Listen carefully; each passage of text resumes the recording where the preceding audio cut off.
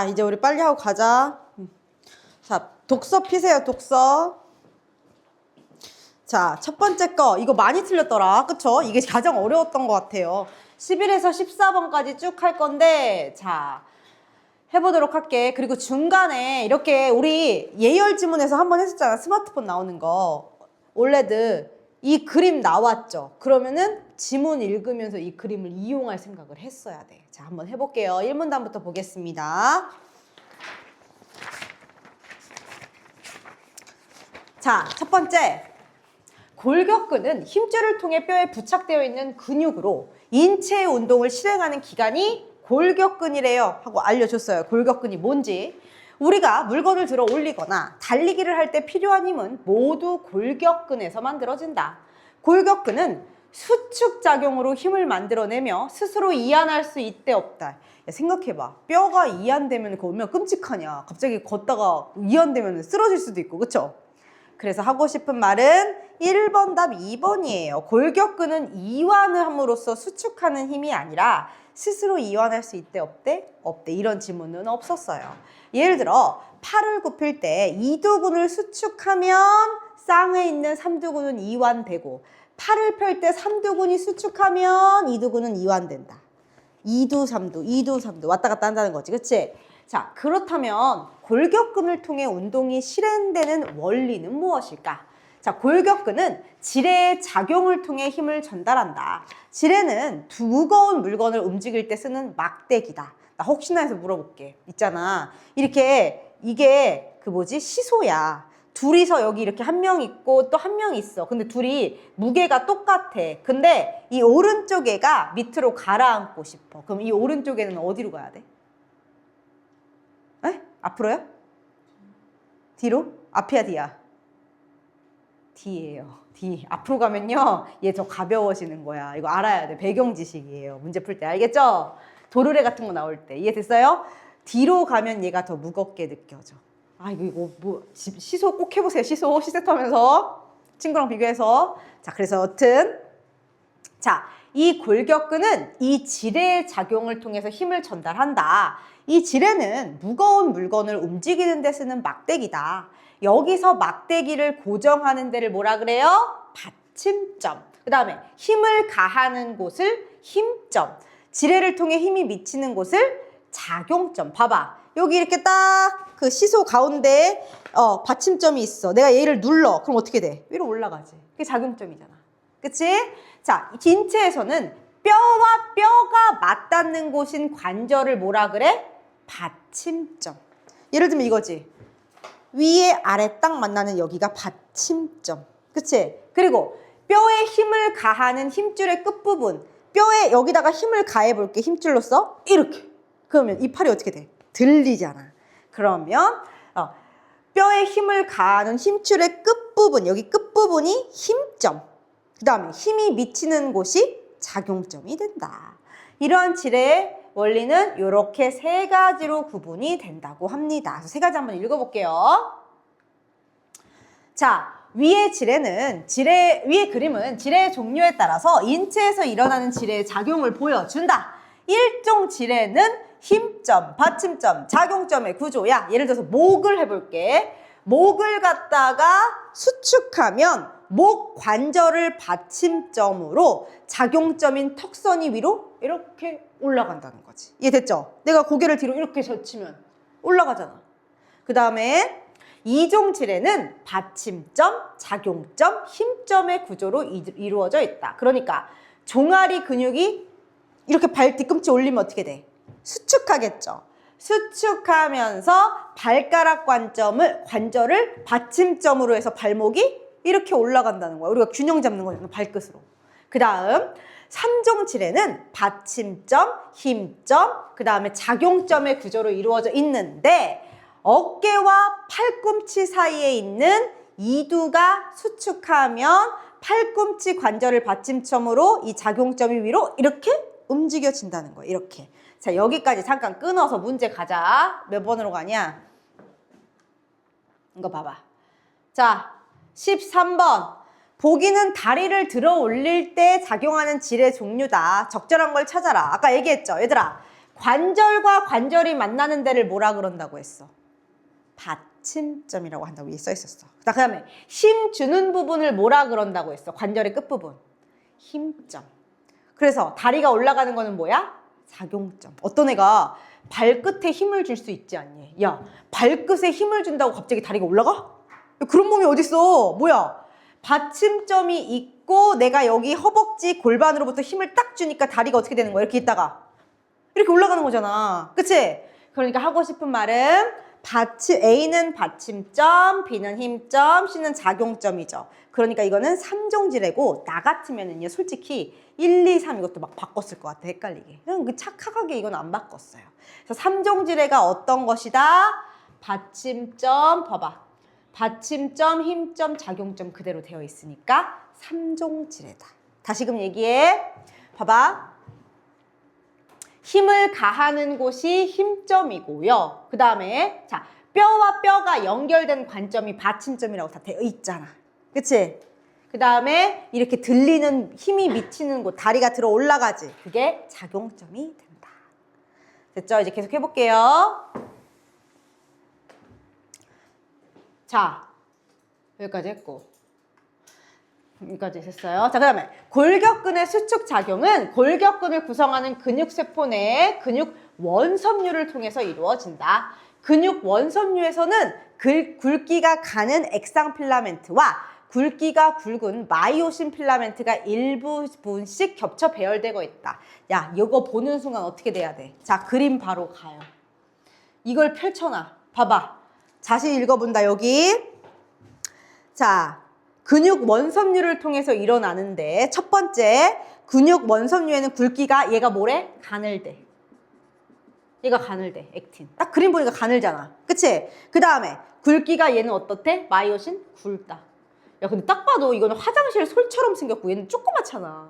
그게 되어 있지. 그 다음에 근육 원섬유를 전자현미경으로 관찰할 때 액상 필라멘트만 있어서 밝게 보이는 부분을 뭐라 그런다? 여기 명대, 밝은 부분. 밝은 부분. 그쵸? 그 다음에 두 번째, 마이오신 필라멘트만 있어. 마이오신 여기지, 여기. 그럼 어떻게 된다? 어두람, 암대라고 한대. 그리고 암대 중에 마이오신 필라멘트만 있는 부분을 H대라고 한대. 그러니까 여기도 어두워. 마이오신이 있어서, 이거 마이오신 솔방울같이 생긴 게 있어서. 근데 마이오신만 있는 곳은 H대라고 한대. 있는 그대로 나 지금 갖다 집어넣고 있는 거잖아. 그치? 그 다음에 그리고 액틴 필라멘트를 서로 이어주는 선을 Z선이라고 하는데 Z선 여기 있다. Z선. 그치? Z선과 Z선 섬유 사이를 뭐라 그런데 여기 사이를 근육 원섬유 마디라고 한대.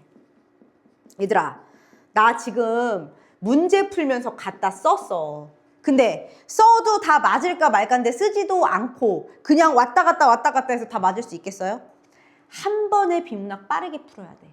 이거를 만약 내가 맞았다고 해. 근데 이거 푸느라 다른 거 비문학이나 뭐 다른 거 문학 못 풀었대. 그럼 그거는 맞은 게 아니야. 바보 같은 짓이야. 한 번에 정확하게 빨리 풀어야 돼. 됐어요? 자, 그 다음에 볼게요. 자, 근육 원섬유 마디는 근육 수축의 기본 단위로 다음과 같은 과정을 통해서 수축한다. 먼저 이 마이오신 필라멘트에 있는 마이오신 이 머리 있죠? 뽀글뽀글뽀글하게 생긴 거. 이 머리는 에너지가 공급되면 액산 필라멘트 여기다가 이렇게 달라붙나 봐, 얘가. 달라붙어서 구름다리 구조를 형성한다.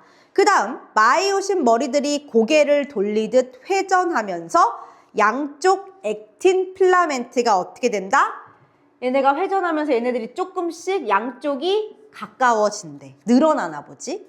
그치? 그리고 구름다리 구조는 분해된다. 이러한 과정이 여러 차례 반복되면서 액틴 필라멘트가 마이오신 필라멘트 사이로 미끄러져 들어가는 방식으로 골격근이 수축한다. 그러니까 다시금 얘기해요. 액틴 필라멘트가 이 마이오신 사이로 미끄러져 들어가면서 수축한대. 얘가 여기 안으로.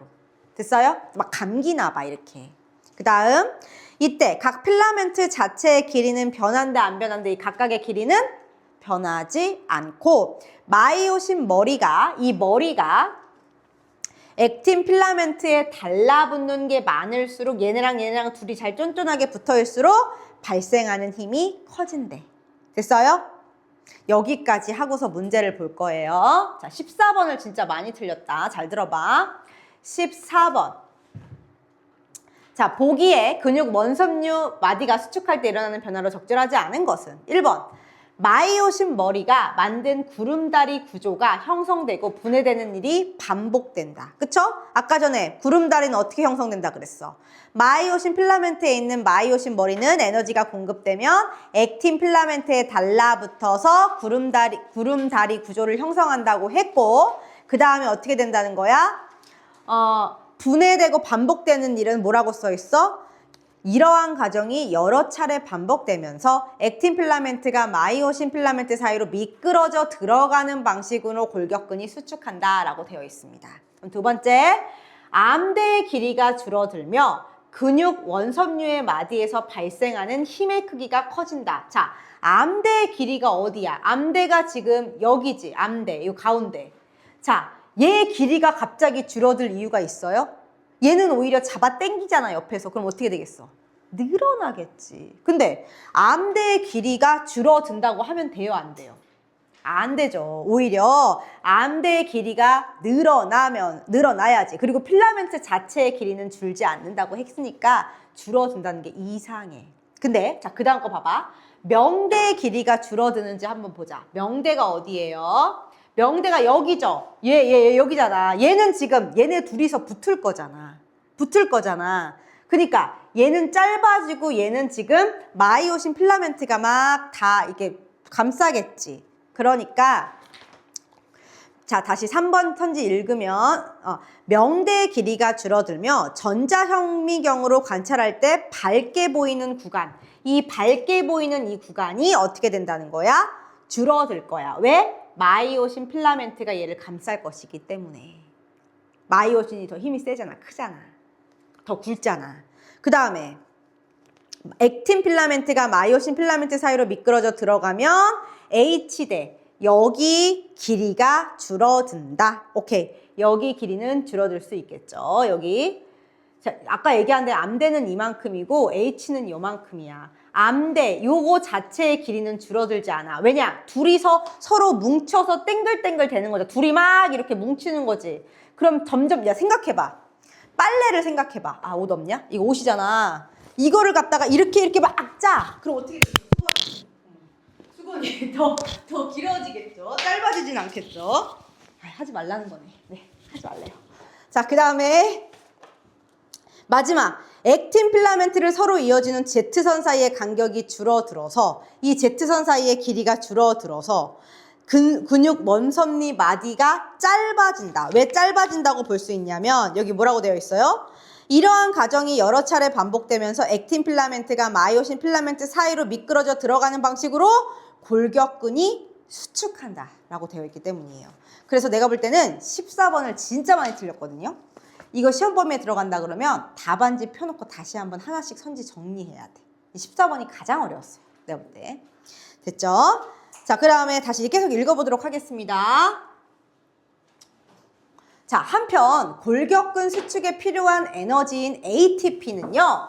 여러 공급원으로 잠깐 지워볼게요. ATP는 여러 공급원으로부터 제공된다. 근육세포에는 ATP와 크리아틴 인산이 소량 저장되어 있는데 자, 봐봐. 내가 지금 번호 매겼잖아. 첫 번째, 근육세포에 저장된 ATP를 사용했어. 두 번째, 저장된 크리아틴 인산을 활용해서 ATP를 생산해서 사용했어. 그런데도 추가적으로 필요한 ATP는 호흡을 통해 얻은 산소로 포도당과 지방산을 분해하면서 생산한다. 이 과정에서 산소가 충분히 공급되지 않으면 ATP의 생산효율이 급격히 낮아지면서 체내에 젖산을 발생시키고 근육의 피로가 유발된다. 얘들아, 니네 운동하고 나면 몸 뭉쳐서 아픈 이유가 젖산 때문이거든? 그러니까 다시금 얘기할게. 우리가 막 운동을 해. 그럼 근육세포에 저장된 ATP라는 걸 먼저 사용을 했어. 그리고 나서 저장된 크리아틴 인산을 활용해서 ATP를 다시 만들어. 여기까지 좋았어. 이거는 격렬하지 않았어. 그런데 이걸 다 썼어. 그러면 추가적으로는 호흡을 통한 얻은 산소로 이제 이때부터 살을 분해하기 시작한 거야. 포도당이랑 지방산을. 그런데 이 과정에서 계속 숨차게 뛰고 막 계속 운동을 했어. 그래서 산소가 충분히 공급되지 않으면 이 ATP의 생산 효율이 떨어져서 몸이 뭉치는 젖산이 발생하는 거야. 그래서 근육이 너무 피로해. 그 다음 골격근의 활동이 끝난 후에는 ATP와 크리아틴 인산을 생산해서 근육세포에 다시 저장하고 뭉쳐있는 젖산을 분해하는 과정이 필요한데 어쨌든 이 과정에서도 산소가 정말 중요해. 산소가. 자, 골격근의 수축에 필요한 에너지는 이러한 과정을 통해 생산되기 때문에 격한 운동을 할 때 막 숨을 너무 가쁘게 쉬거나 몰아쉬어. 왜? 빨리 산소가 많아져야 되거든. 됐죠? 자, 그랬을 때 자, 1번 아까 됐고요. 기억을 이해해야 되고 추론 문제야. 기억 뭐야? 운동한 후에 왜 숨을 몰아쉬나요? 한마디로 산소가 더 필요한 거죠.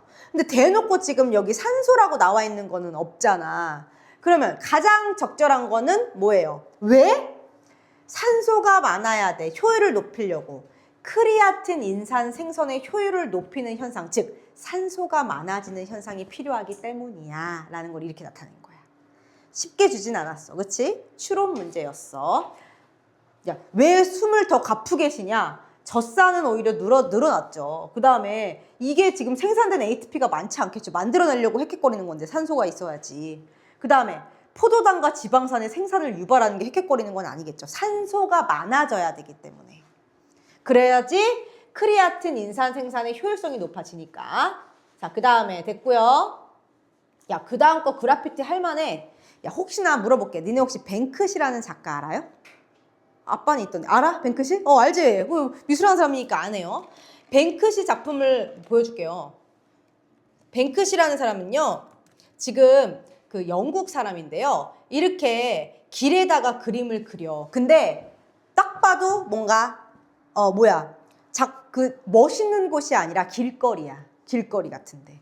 지금 그리고 막 전쟁하고 있는 그런 곳에 가서 일부러 이런 소녀들을 막 그려. 왜? 팔레스타인 막 이런 정권 같은데. 왜? 주목하라고. 이런 아이들이 있다는 거. 그럼 안 된다는 사회적 메시지를 던지려고. 자, 그거에 대한 이제 글들인데요. 자, 볼게요. 그래피티란 공공장소에서 낙서처럼 그려진 글자나 그림을 말한다. 그래피티는 도시 소외 계층들이 건물벽이나 지하철 등의 장소에 허가받지 않은 채 재빠르게 낙서해서 기존의 질서에 저항한 것에서 비롯됐다. 나 대학교 때 이거 한창 유행했거든요. 그래서 내 친구 중에 미술하는 애가 홍대 막 그 굴다리에다가 그 막 자기 이름 있으면 막 이렇게 쓰는 거 한 번쯤 본 적 있지 않냐? 막 이런 거 락커로 갔다가 난 솔직히 저거 왜 저러는 걸까? 왜 저런 짓을 할까? 근데 이 과정 속에서 되게 희열을 느낀다고 하더라고. 그런 거 한때 유행이었어요. 지금도 좀 많이 하나? 여튼 근데 1970년대 유행했던 그래피티는 주로 자신의 이름이나 별명을 적었어. 막 이렇게 그냥 되어 있잖아. 무슨 뜻인지도 모르잖아.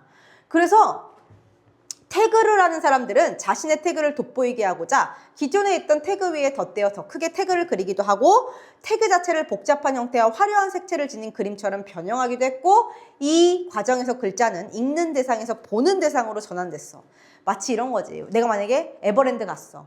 2026년 몇 월 며칠 승은장 왔다 하면 이렇게 낙서를 했었어. 근데 뭔가 식상하잖아. 그러니까 어떻게 된 거야? 막 예쁘게 그림 그려가지고 그래피티 하기 시작했다는 거야.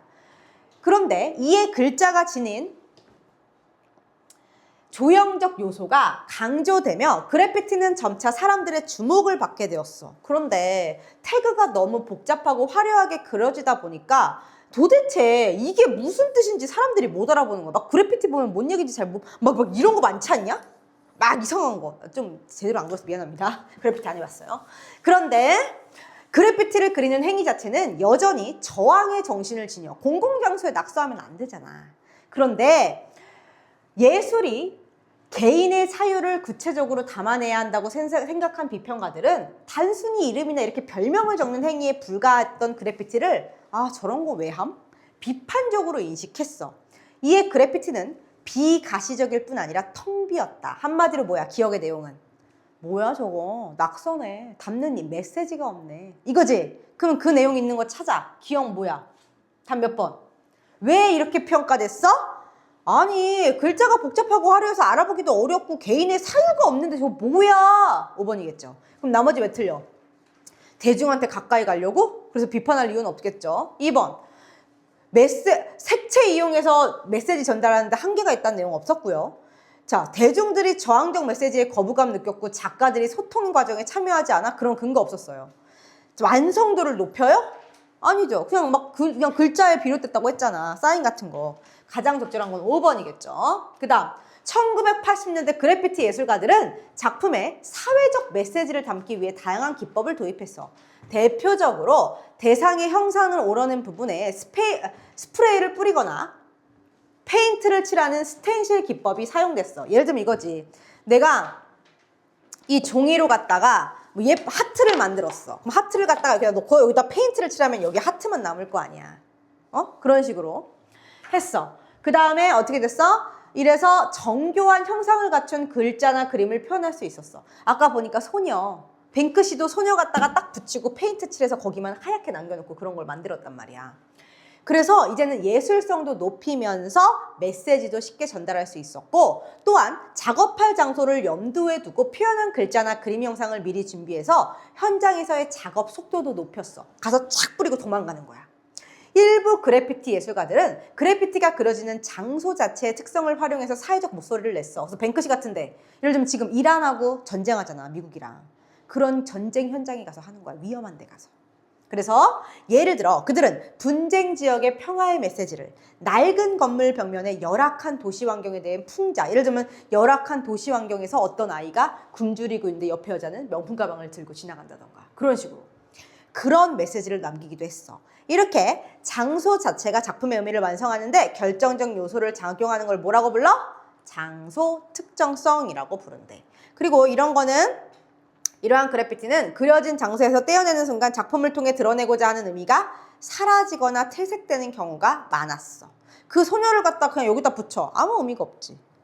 근데 거기가 팔레스타인 분쟁 지역이었다는 게 되게 의미가 있는 거지. 그 다음 저항 정신에 기반한 낙서 행위에 불과했던 그래피티는 다양한 방식을 활용해서 효과적으로 형성할 수 있었고 이제 이게 하나의 예술이 됐다. 자, 적절하지 않은 거 답이 5번인 이유. 원래부터 창작 주체가 누구야? 소외 계층인데 소외 계층으로 확대될 이유가 있어 없어? 그러니까 답 5번이죠. 그 다음 아까 16번 했고요. 17번 보겠습니다. 이거 보세요.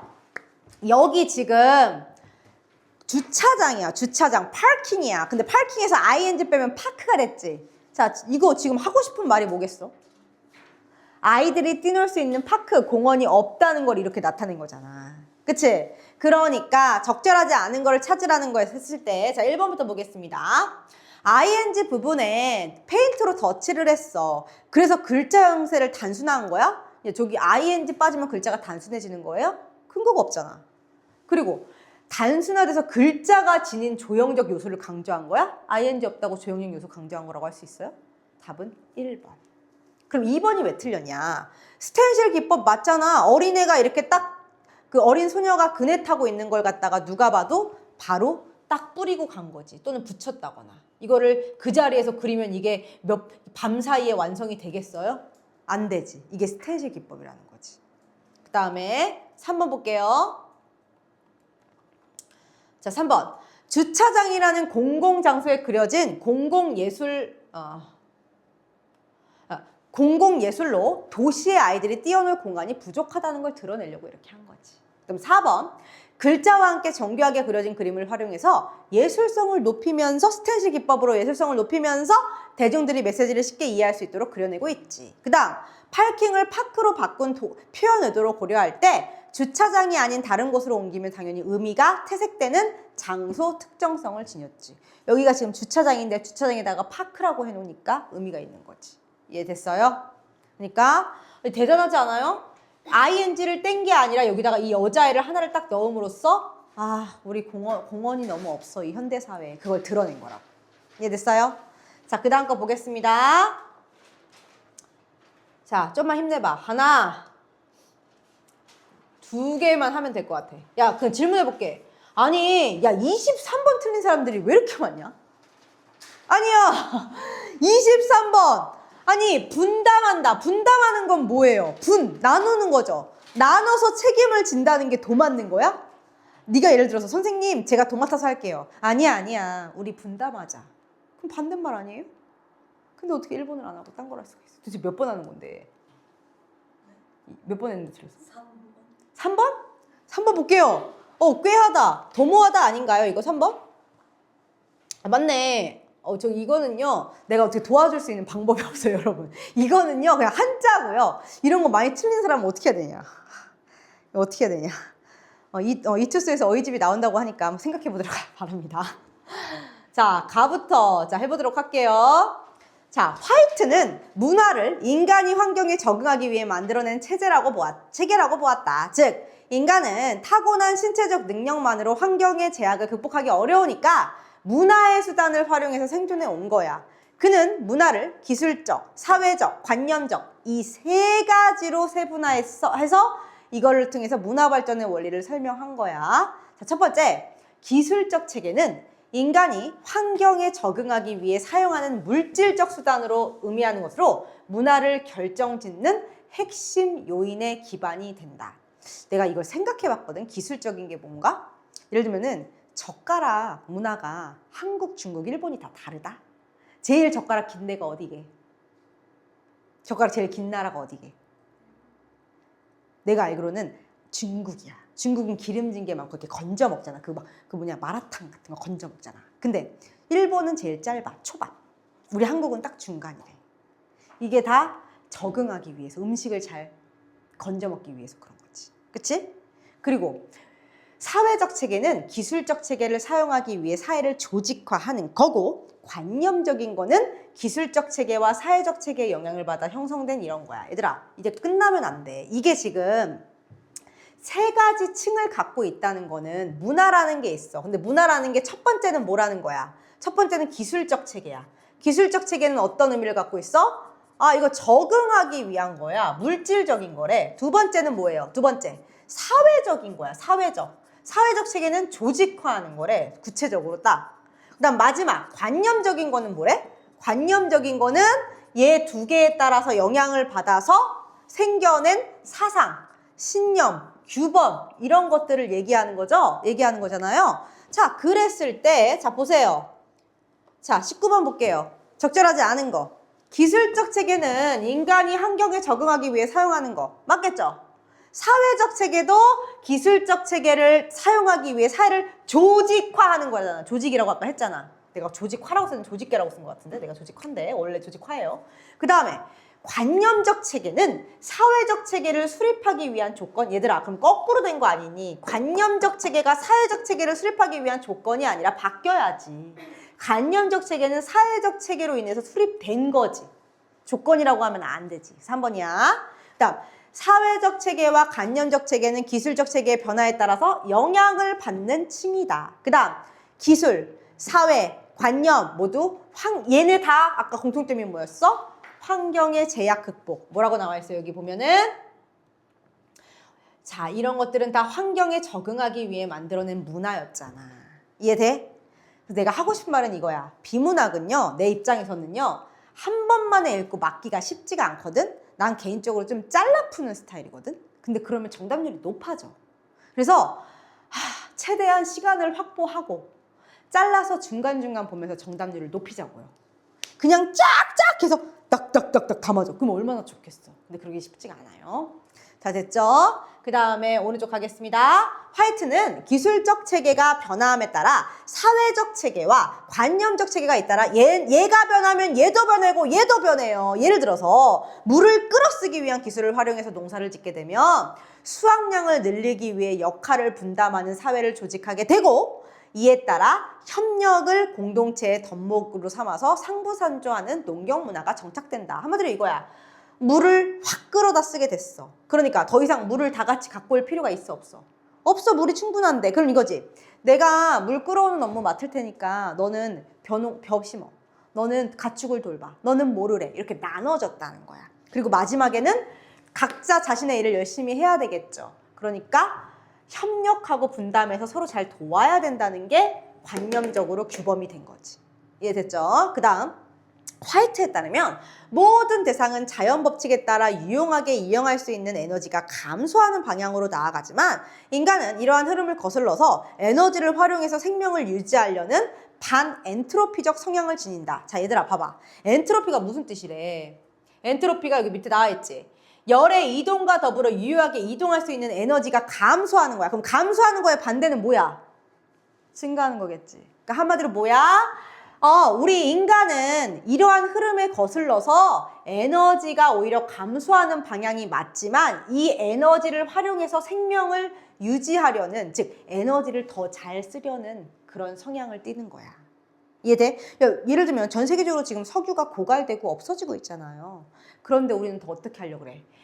자동차를 더 굴러가게 할 수 있는 여러 가지 뭐 태양부터 시작해서 수소부터 시작해서 전기부터 시작해서 반엔트로피적인 성향을 띠면서 다양한 에너지를 발굴하려고 노력하고 있잖아. 이미 사회는 여러 가지 자연들이 다 사용되고 있지만. 그래서 그에 따라 인간은 에너지를 획득하고 이용하는 수단을 개발하면서 문화를 발전시켜 나간다. 니네는 지금 공감할 수 없겠지만 나는 차를 끌고 다니는 사람으로서 지금 기름값 때문에 미치겠어요. 지금 뉴스 나오는 거 봤죠? 너네 엄마 아빠들 다 요즘에 대중교통 타고 다니시지 않니? 야, 차 타는 게 굉장히 무서워지고 있는 세상이에요. 어쨌든 그래서 화이트는 문화 발전의 보편성 원리를 이런 공식을 만들어냈는데 이 공식이 뭐냐? 이 1인당 동력화한 에너지 양 곱하기 효율성은 문화의 발전. 한마디로 뭐야? 에너지를 잘 기술적으로 쓸 수 있는 효율적에 따라서 전체적으로 문화가 발전된다는 거지. 그치? 당연히 기름을 잘 사용하는 나라일수록 더 발전된 나라이겠지. 이때 문화의 발전은 기술적 체계를 고도화해서 얘 E와 T를 다 높여. 즉 효율성하고 그 다음에 E는 뭐야? 동력 에너지의 양을 다 높여가지고 실현된다. 이는 문화가 인간이 자연으로부터 얻은 에너지의 양과 에너지를 효율적으로 동력할 수 있는 정도에 따라서 어떻게 되는 거다? 발전한다는 걸 의미한다. 이해됐죠? 그 다음. 자, 나까지 그냥 다 읽어버리자. 반퍼스는 문화를, 인간이 세계를 이해하는 사고가 삶의 방식으로 드러난 것이라고 봤다. 이 반퍼스는 문화의 형성을 신화적, 존재론적, 기능적 요 세 가지로 나눴는데 자, 그러면서 명사가 아닌 동사로서의 문화를 강조했대. 느낌 오지 않냐? 문화가 명사가 아니라 동사래. 그럼 느낌이 어때? 동사는 좀 움직이는 거잖아. 문화는 어떻다는 거야? 움직인다는 걸 얘기했어. 자, 그랬을 때 반퍼슨에 따르면 신화적 사고란 세계를 인간을 압도하는 거대한 힘으로 여기고 그 힘에 상징적 의미를 부여함으로써 삶의 질서와 안정감을 확보하려는 사고 방식이라고 얘기를 했어. 예를 들어서 기우제를 지내요. 그럼 비 안 오면 비 오게 해주세요 하는 게 기우제지. 기우제를 지내. 그러면은 초월적 존재의 의지에 따라 일어나는 거야. 비는. 그리고 초월적 존재에게 비를 내려달라고 기원해. 이는 가뭄으로 식수가 부족해져 사회가 처한 위기를 해결함으로써 공동체의 안정과 질서를 도모하려는 삶의 방식이야. 한마디로 비가 안 오는데 비가 오게 하는 그런 제도의 상징적 의미를 부여해서 이걸 보고 신께서 비를 내려주시겠지라고 한다는 거야. 이해됐죠? 그 다음 존재론적 사고는 인간이 사물과 현상을 이성적으로 파악해서 세계의 본질을 객관적으로 규명하려는 게 존재론적 사고야. 예를 들어서 감염병 치료를 위해서 병원을 찾는 문화는 질병이 초월적 존재에 의해서 일어나는 게 아니라 균이 있어서 일어나는 거야. 이성적으로 우리가 병원에 가잖아. 아프면. 그치? 그게 바로 존재론적이야. 객관적으로 뭐 때문에 내가 아픈지. 그 다음에 기능적 사고는 뭐야?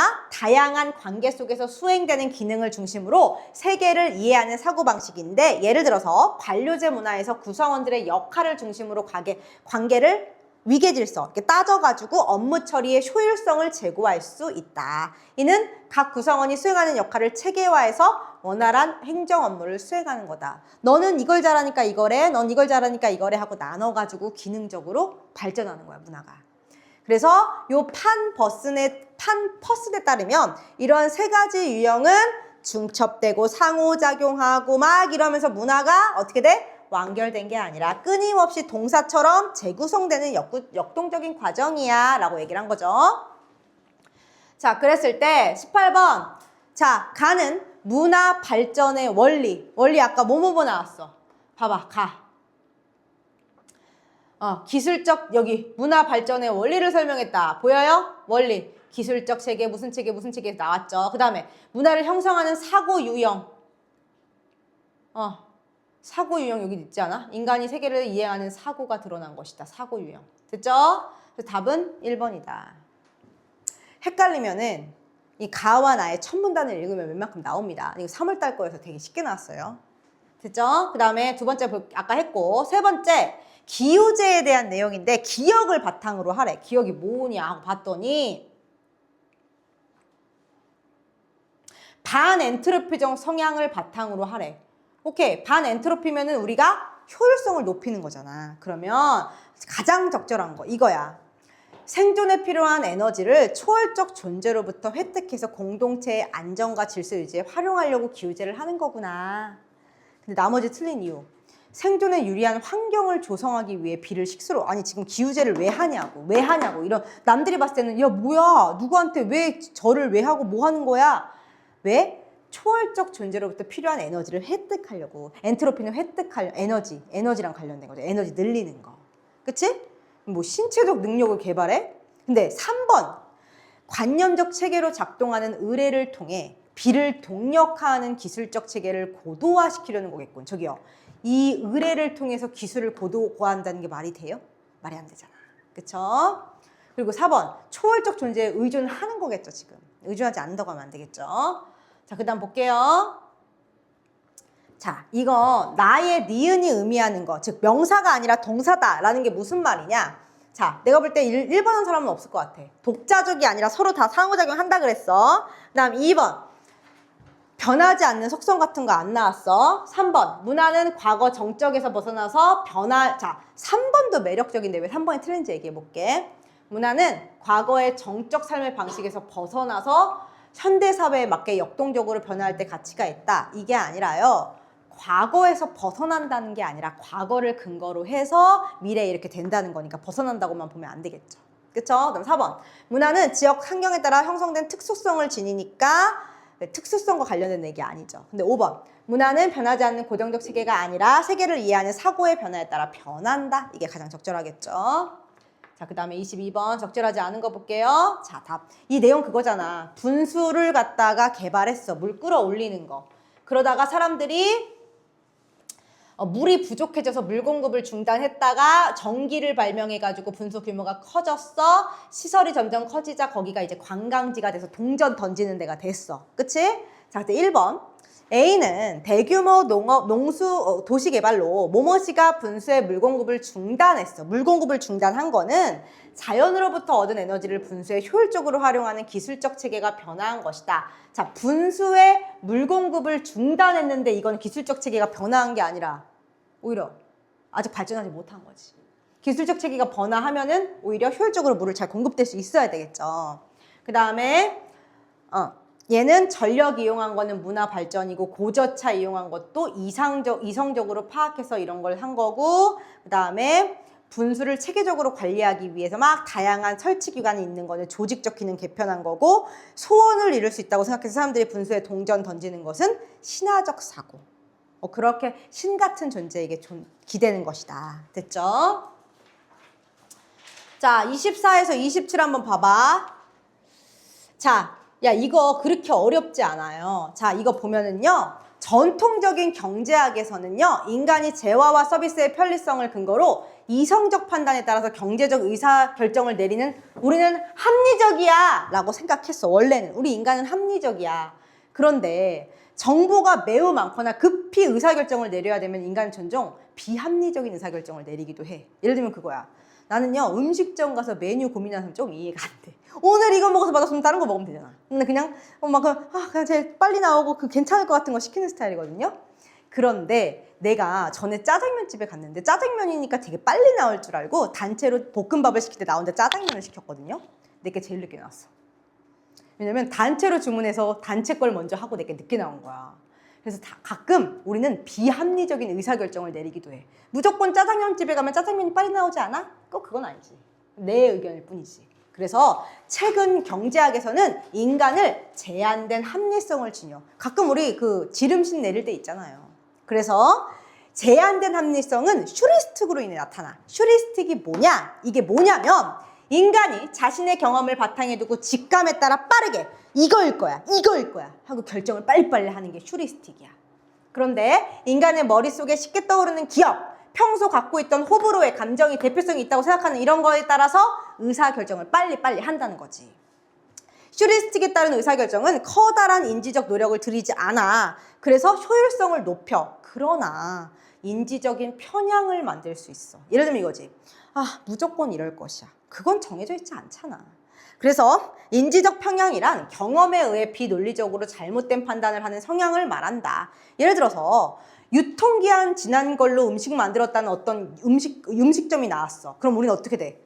아, 이 음식점도 그럴 거지. 여기도 그런 거 아니야? 근데 그 음식점만 그럴 수 있다는 거잖아. 그쵸? 그래서 요렇게 우리가 쉽게 떠오르는 특정 경험 때문에 나 이제 당분간 외식 안 할래. 스스로 폭을 제한하는 거. 그것도 이게 뭐야? 인지적 편향의 예인 거지. 예를 들어 이래. 분당 중앙고 애를 딱 얘밖에 못 봤어. 지금 여기 얘밖에 없잖아. 그러면 분당 중앙고 이런 느낌인가 보다. 알 수 없지. 다른 다양한 애들이 있을 텐데. 우리는 몇 명만 보고 이런 느낌일 거야 라고 생각한다는 거지. 인지적 편향. 그 다음 나 볼게. 디지털 경제란 디지털 기술의 혁신적 발전과 더불어 새롭게 창출되는 디지털 상품 및 서비스가 전체 경제에서 차지하는 비중이 커지는 경제를 말한다. 디지털 경제에서 주요 생산 요소인 정보는 접근성이 쉬워야 돼. 처리와 전달 속도가 매우 빠르게 이루어지는 특징이 있어. 그래서 경제활동 효율성 높이고 새로운 형태의 경제활동 양상을 나타내는 데 중요한 역할을 해. 이 디지털 경제가. 실제로 기업은 소비자 정보를 적극적으로 수집, 분석해서 새로운 기술을 개발해서 경쟁력 확보해. 그래서 야, 우리가 다 클릭하는 거 수집된다는 얘기 들어봤지? 그래서 내가 느끼는 게 뭐냐면 내가 룰루레몬 레깅스를 사려고 룰루레몬 들어갔었거든요. 근데 그 다음부터 계속 그 레깅스 광고만 뜨는 거야. 나 그거 관심 없거든? 알죠? 한번 뭐 알고리즘 타면 계속 그것만 나오잖아. 유튜브도 그렇고. 그래서 이렇게 최근에는 AI, 빅데이터, 분석 등과 같은 디지털 기술이 발달하면서 기업이 우리의 구매 이력도 알고 온라인 활동 내역도 다 고려해서 소비자의 취향과 관심사에 적합한 상품을 만들어내는 거야.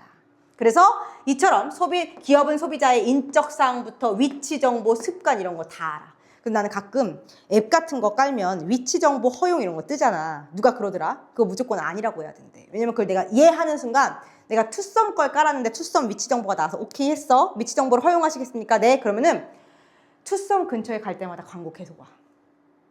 왜? 사 먹으라 이거야, 우리 거. 근처에 있는데.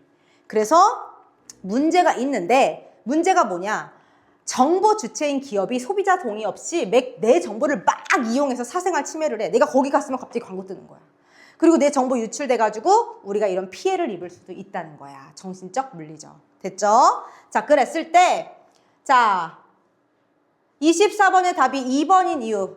제한된 합리성이 경험과 직감에 따른 의사결정을 기피하게 만드는 게 아니라 오히려 제한된 합리성이 직감에 따른 의사결정을 더 하게 만드는 거.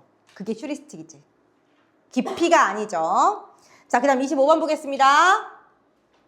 달을 작성하기 위해 가나를 읽은 방법으로 적절한 거 찾으래. 자, 볼게. 나에서 정보가 경제활동에서 갖는 중요성을 주목하고 기업이 소비자 정보를 활용한 상품을 제공하고 있다는 것을 확인하며 읽었다. 근데 우리 다 안 읽었는데 다가 어떤 내용이냐? 한마디로 이거야. 경험이 곧 상품이 되는 시대에서 살아남아야 된다. 이렇게 우리 AI랑 빅데이터 분석해서 기업들이 막 우리에게 구매를 유도한다. 그래서 우리는 그냥 맞춤형 광고를 선택할 수 있지만 문제는 새로운 거를 못 접한다. 예를 들면 이거야. 야, 솔직히 내 인스타랑 유튜버 같은데 외국인 유튜버 떠 안 떠? 우리 잘 안 보잖아. 근데 내가 얼마 전에 놀란 게 전 세계 유튜버 랭킹이 딱 떴거든. 근데 우리나라 사람 한 명인가 밖에 없어. 100위 안에. 나머지 유튜버는 아무도 몰라. 근데 우리가 그 유튜버 볼 일이 있어 없어? 없지. 왜? 우리가 그 사람에 대해서 별로 클릭을 안 하니까 우리한테 추천을 안 해주는 거지.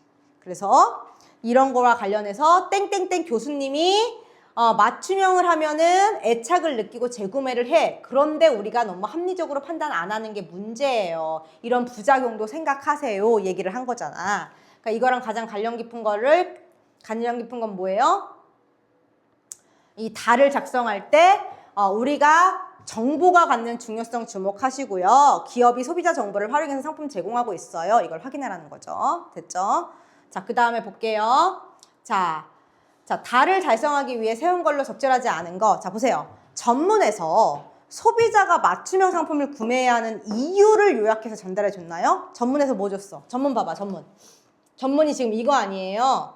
자, 전문. 개인의 경험에 기반한 맞춤형 상품이 등장하면서 소비자 활동에 큰 영향을 미치고 있어서 슬기롭게 소비할 수 있는 역량이 필요해요. 우리 좀 생각을 갖고 좀 합리적으로 사자 이건데 여기서 이 내용이 바로 이거랑 연결이 되나요, 안 되나요? 우리가 꼭 맞춤형 상품 사야 돼랑 관련이 있어, 없어? 없으니까 답이 몇 번이야? 3번인 거지. 그렇게 어렵지 않았어요, 화자. 그 다음에 27번 적절한 거 보라고 했는데, 자, 가나와 연결돼서 다의 기억을 보완하래. 다의 기억이 뭐야? 기억 봤더니 맞춤형 상품을 초래하는 부작용을 염두에 두세요 그랬어요. 그러니까 왜? 인지적으로 우리가 한쪽만 살 수 있다는 거예요. 그러니까 인지적 편향 안 된다 이 얘기를 하고 있는 거죠. 자, 그 다음에 요 내용 28, 30 빨리 끝내겠어요. 전체적으로 스마트폰을 하면서 후회하는 내용이 들어있어요. 그리고 나중에 얘가 그걸 어떻게 극복했냐? 뭐를 하면서 극복했어요? 그림 공책을 발견한 거야. 그러면서 내가 우리 스케치를 해. 밤마다 껴안고 잔 인형, 엄마 뒷모습, 고양이, 막 일상의 소중한 것도 다 그렸어. 그러니까 흐뭇했어. 그리고 마지막에는 막 화분도 그려. 그러면서 그림 그리는 동안 나 조금 자랐네. 앞으로 자주 그려야지. 근데 28번 의문문 없어. 자, 다른 대상과의 대비. SNS 보면서 내가 비교한 거에 대한 내용이 있어요. 그 다음에 2번. 의성어 어디 있는지 찾아서 얘기해. 빨리. 의성어 얘기해. 한 번 나와. 의성어 어디 있어? 이거 못 찾았으면 틀렸겠네. 의성어 한 번 나와요. 사각사각. 요거 때문이에요. 연필 쓰는 소리. 뭐 나왔어요? 사각사각. 이거 못 찾으면 틀린 거지 뭐. 그 다음에 3번. 다른 대상의 나열. 아까 내가 일부러 읽었는데요. 바로 이거예요. 밤에 곰인형, 엄마 모습, 고양이 모습 이런 거 열거한 거죠. 나열한 거죠. 직유법 어디 있는지 빨리 찾아서 얘기해. 직유법. 직유법 어디 있어? 직유법. 직유. 뭐뭐처럼 뭐뭐같이 뭐뭐인데 뭐뭐 있냐? 고민할 이유가 없는데. 여기 있네. 꽃이 피었듯이. 그치? 꽃이처럼. 나왔죠? 자, 그 다음 29번 가겠습니다. 자, 야, 그림에 얽힌 추억을 떠올리면서 아쉬운 게 아니라 흐뭇함을 느꼈는데 딱 봐도 틀렸죠? 이거 너무 쉬워서 넘어가요. 30번 보고 집에 갑니다. 자, 봐봐 얘들아. 마지막 문단 요거 아니야, 요거랑 요거를 고려해야 되는데, 자, 보세요. 이 다음은 초고를 쓴 학생이 학급 문집 편집부장과 사회관계망 서비스를 나눴어. 자, 마지막 문단을 고쳤으면 그래 완성도가 높아질 것 같아. 자, 보니까 휴대폰을 내려놓고 그림을 그리는 동안 여기가 다르네. 오늘의 나 역시 조금씩 자라나는 중이라는 깨달음을 얻었다. 공허했던 마음이 어느새 자신에 대한 만족감으로 불들었다. 앞으로도 자주 그림을 그려야겠다고 생각했다. 됐지? 자, 그랬을 때 들어갈 거 찾으세요. 자, 얘를 갖다가 이렇게 바꿨대. 그럼 어떻게 바꾼 거야? 첫 번째, 얘랑 중복되는 게 뭐야? 나 역시 조금씩 자라나는 중이라는 깨달음을 얻었어. 뭐야? 나도 조금씩 자라나는 중이라는 것. 똑같이 또 들어갔지. 중복된 표현 없어야 될 거 아니야. 그리고 어떻게 돼야 돼? 이 공허했던 마음이 어느새 나 자신에 대한 만족감이 됐어요. 감정이 공허가 어디게 된 거야? 만족감으로. 감정 변화. 그러니까 답 몇 번? 5번. 이런 거 문제 풀 때 어떻게 해야 돼? 밑줄 긋고 비교해야지. 그래야지 빨리 한 번에 3점짜리지만 빨리 풀지. 이게 어떻게 3점짜리인지는 모르겠어요. 됐죠? 자, 오늘 수업 여기까지입니다. 1분 오버됐네요.